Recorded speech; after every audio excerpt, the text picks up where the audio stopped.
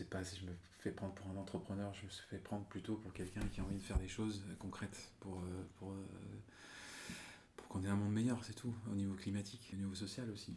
Après, ça s'apprend sur le tard, hein. Alors évidemment, j'ai de l'expérience au niveau vente, au niveau d'activité, il faut de l'énergie, il faut de la motivation et de l'énergie. Alors d'où vient ça? Je pense que oui, ça vient sûrement de mes parents, ma mère surtout. Il nous a toujours mis au boulot, etc. Il nous a toujours dit d'être actifs, j'allais dire, et de nous démerder, de nous débrouiller tout seul. À partir du moment où tu as un objectif, effectivement, mais je sens pas que je suis un manager ou je suis. Je sais pas, non, j'ai pas l'impression que c'est ça, quoi. Bon, après, j'analyse quand même quel genre de profil il me faut pour que les gens travaillent ici, parce que c'est quand même un peu dur, quand même. C'est du travail d'épicier, logistique, porter, remplir les silos, etc., etc. C'est un quotidien qui est quand même assez.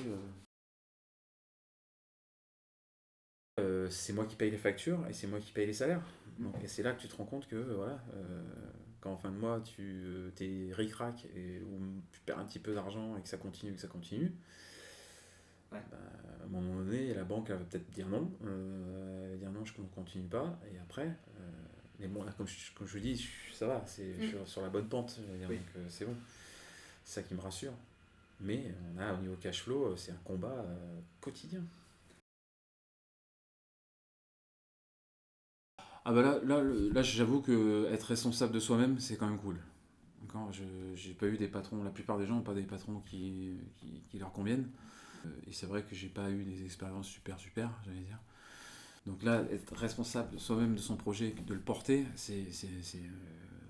oui, c'est kiffant, quoi. Donc je suis quand même, il y a des contraintes d'organisation, des contraintes sévères, économiques, logistiques, qui sont pesantes. J'aimerais bien m'échapper de tout ça en fait, mais c'est des contraintes qui sont hyper importantes, c'est même prépondérantes pour quand on a un commerce des commerces comme on a, quoi. Moi, mon rêve, ce serait de lâcher les boutiques et puis faire des projets, tu vois, de développement. C'est mon rêve, mais ça, je pourrais pas le faire avant dans l'année prochaine ou dans 2 ans.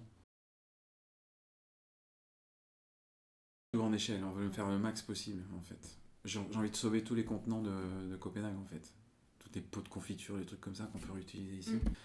J'aimerais bien. Parce que ce verre-là, il est quand même mis à 1000 degrés, refondu, certes réutilisé, mais puis tu sais pas trop. Et donc on veut mettre une centrale de lavage pour permettre à Le Market de livrer tous les contenants vides là-bas pour les faire laver et stériliser. Donc les gens de la commune sont ils sont très enthousiastes. En plus Copenhague va être CO2 neutre en 2025. Donc il faut qu'ils se grouillent quand même. Donc faire une vraie centrale de lavage, un truc de 200 mètres carrés. Ok. Et mettre tout le catering en fait, parce que le catering c'est une catastrophe aussi. Le catering c'est ceux qui font de la production en fait, des cuisines énormes qui produisent et qui envoient la bouffe dans toutes les boîtes, les sociétés, les hôpitaux aussi, toutes les institutions publiques, dans des emballages. Et même les boîtes en fait, plus de 20 employés, ils ont quelqu'un qui vient à midi, livre la bouffe.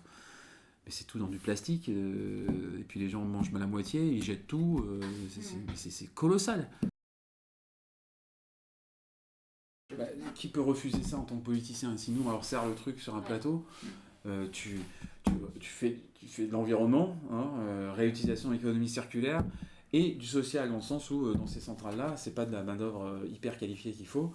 On met les prisonniers dedans, réinsertion sociale, ce que je fais déjà ici, hein, demeurant.